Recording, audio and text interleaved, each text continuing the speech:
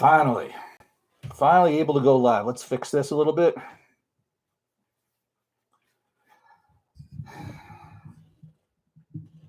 Finally, RJF is back.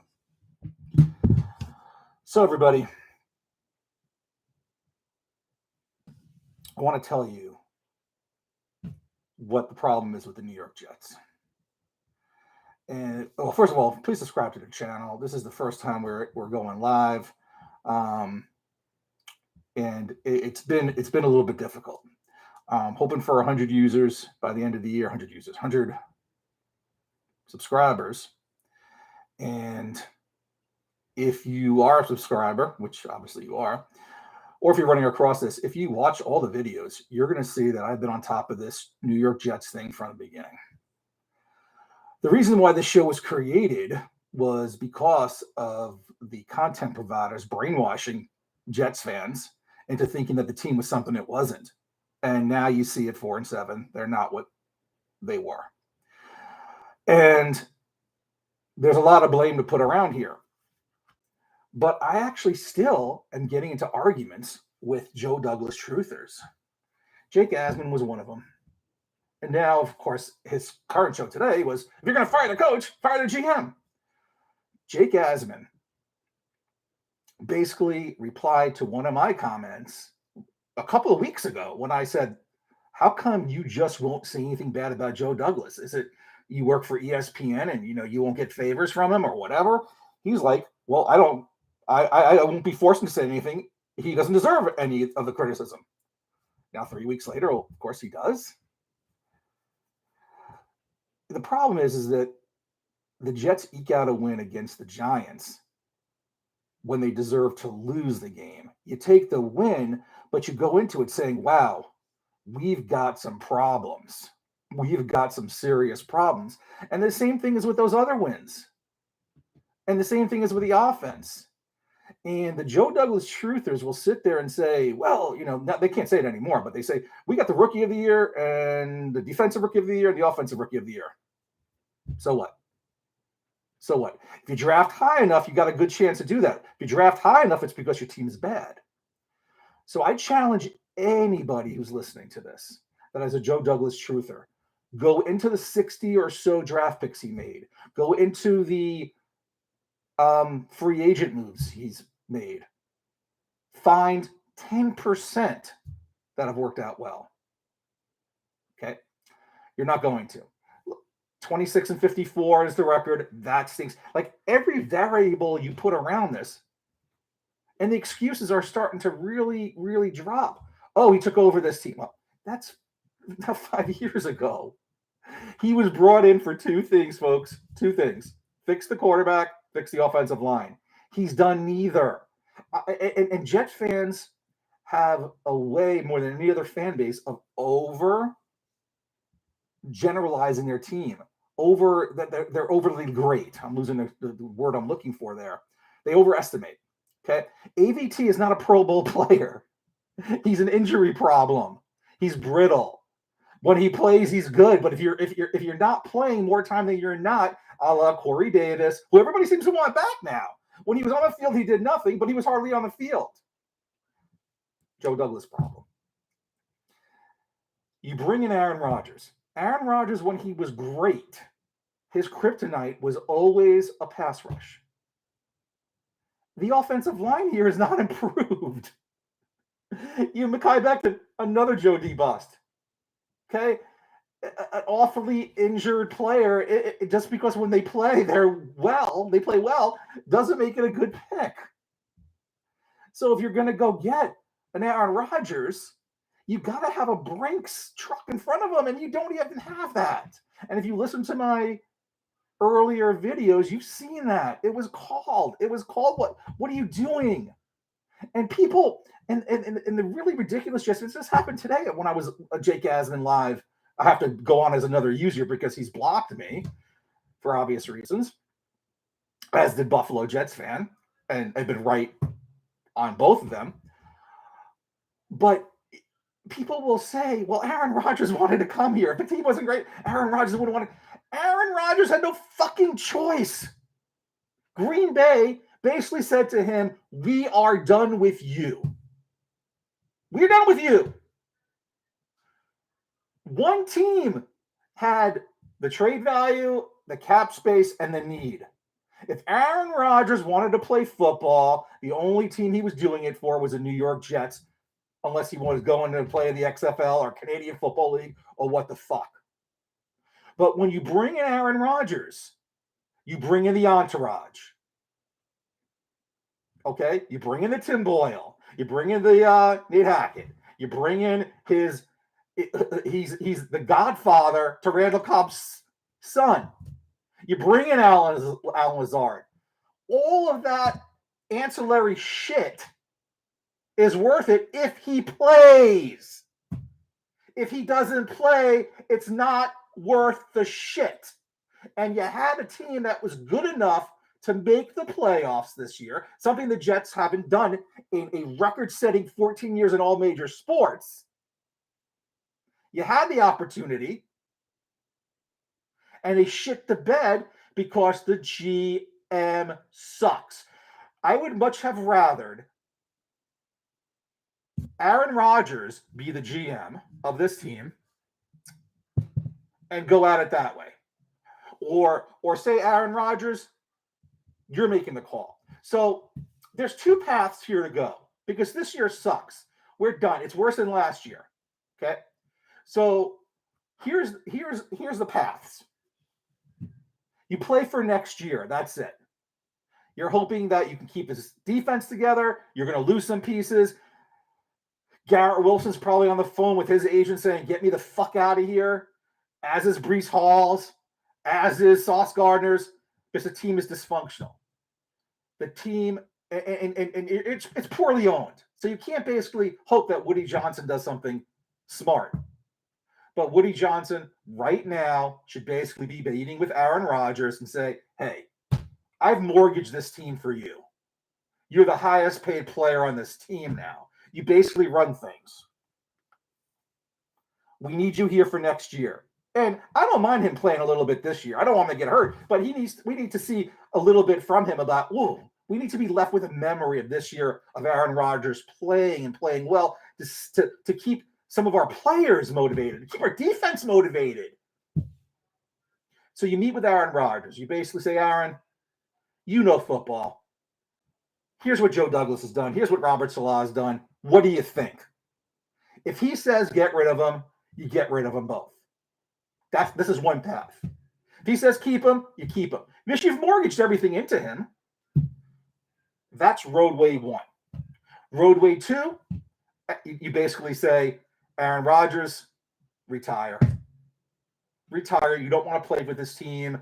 We're gonna set something up for you. Pay him. I don't. Whatever you're gonna do. Then Joe Douglas, you're gone. Robert Saleh, you're gone. Nate Hackett, you're gone. Zach Wilson, you're gone.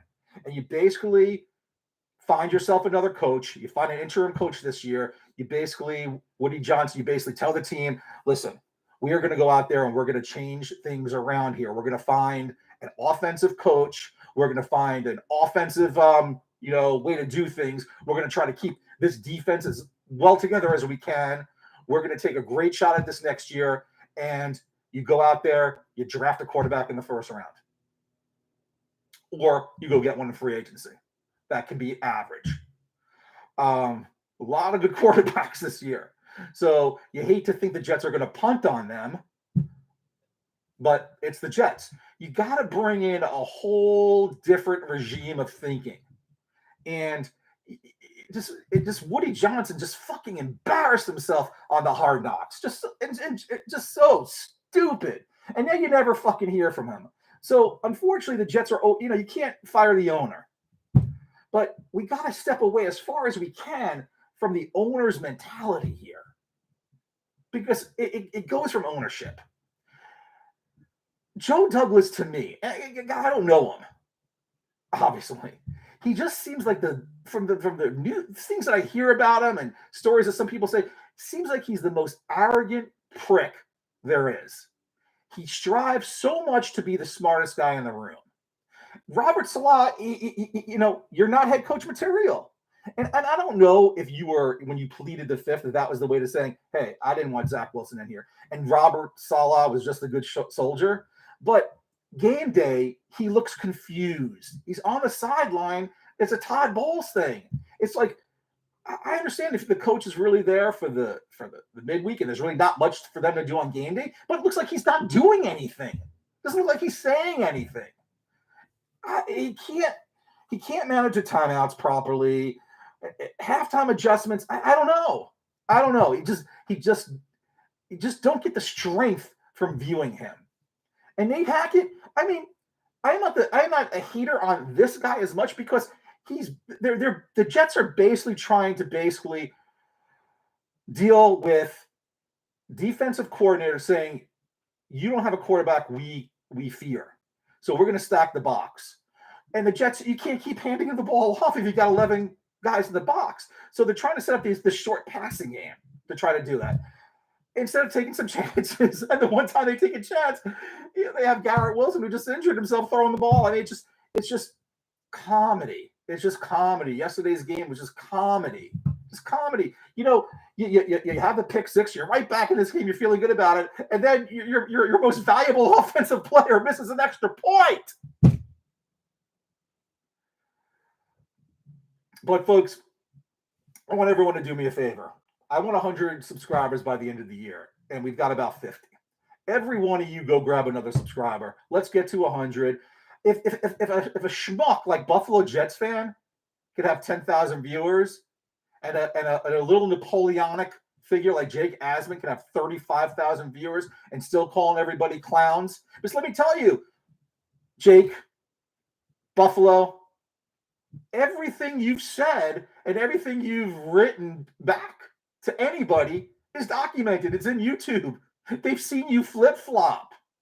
You can't, when people call you out on it, you can't basically then just say they're clowns or, other things. I mean, Buffalo, I was on Boy Green's show, and I told him this a couple of weeks ago after the Giants win. He was like, well, what would you do? What would you do? The offense can't score. And anybody that's saying, well, look, Boyle did this. Boyle basically was as good as Zach Wilson in one game. In one game, he was Zach Wilson. Zach Wilson's played 31 games.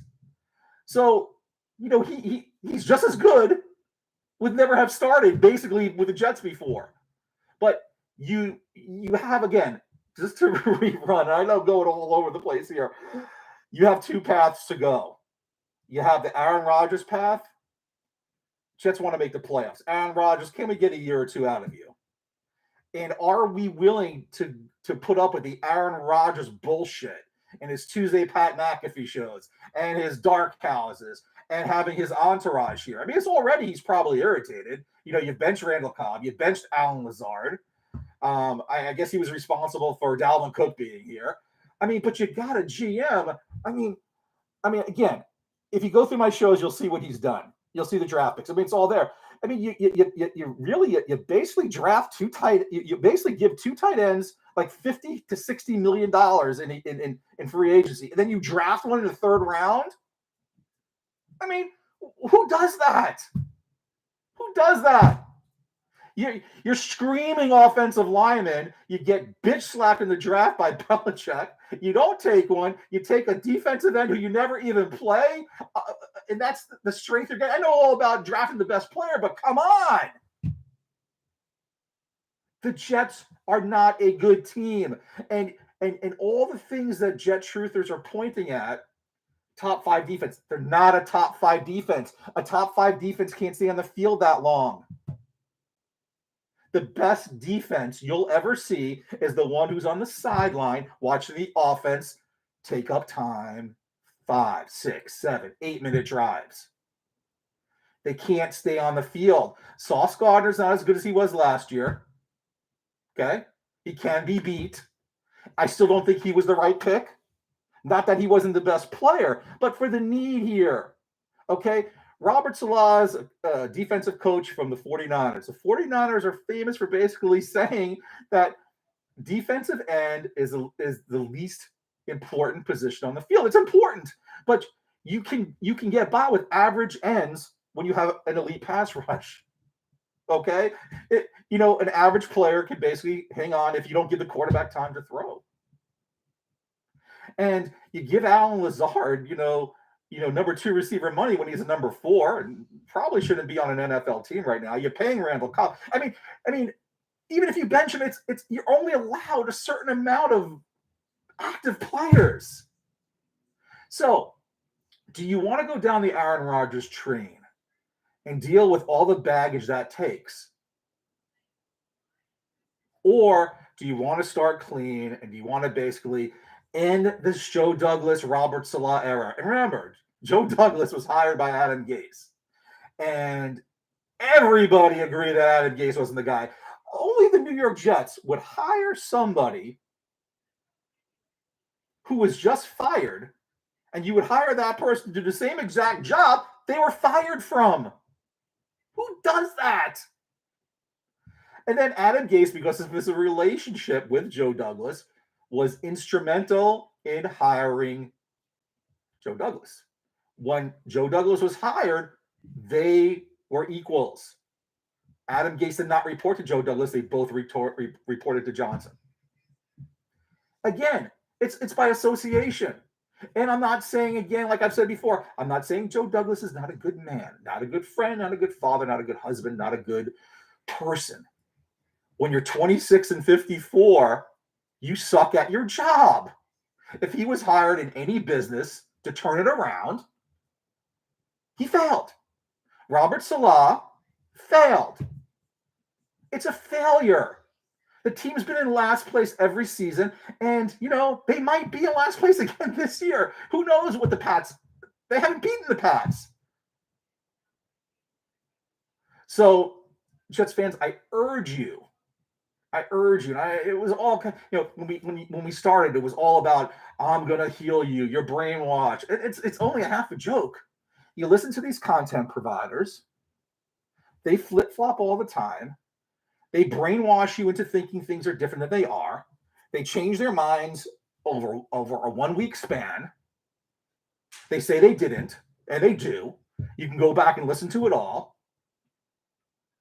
Or you can basically run with me, be a part of this family, and I'm going to tell you how it is.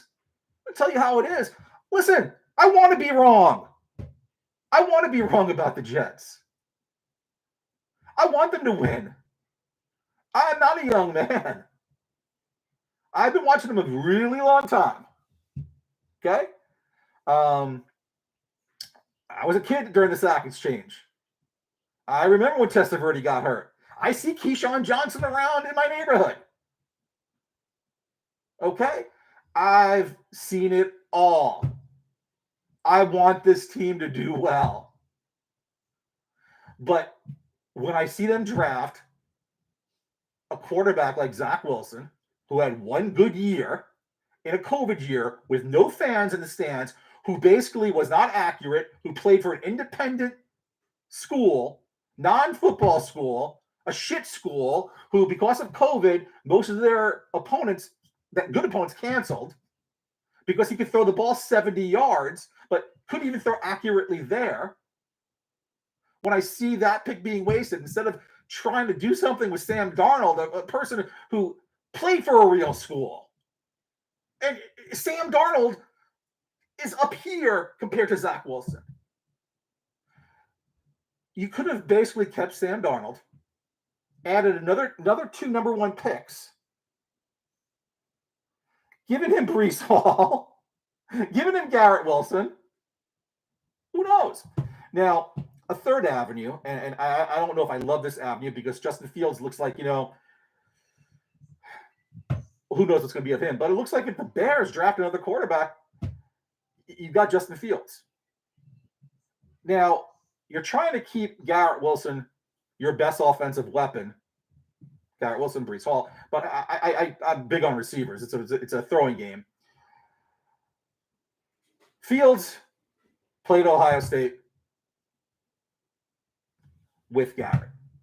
I don't know what their relationship is like, but is there an opportunity? You get Fields in here. If you've got a bad offensive line, you need a mobile quarterback. Could that be a third avenue?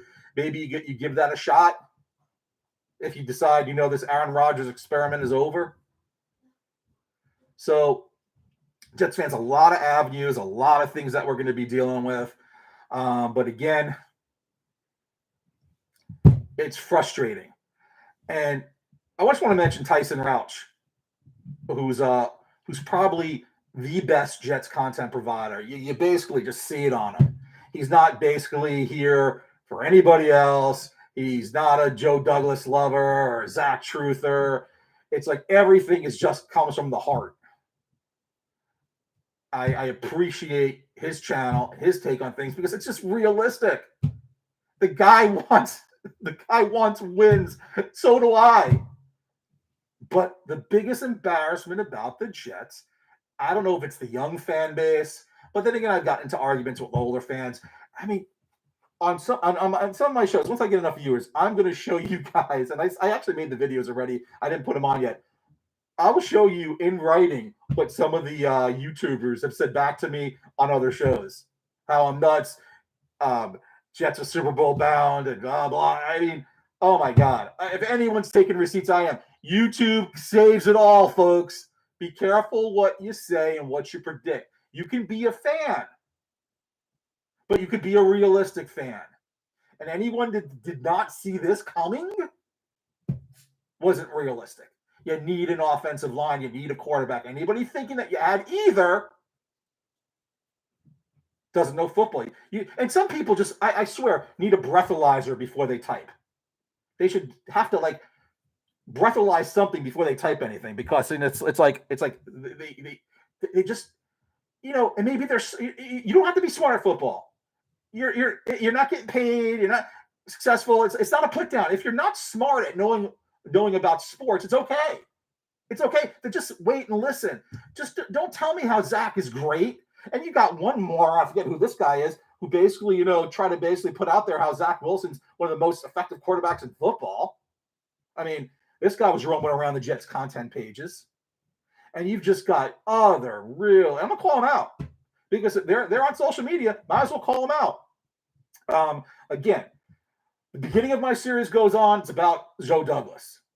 I got a series about Douglas and all of his drafts. I got a series about Zach Wilson.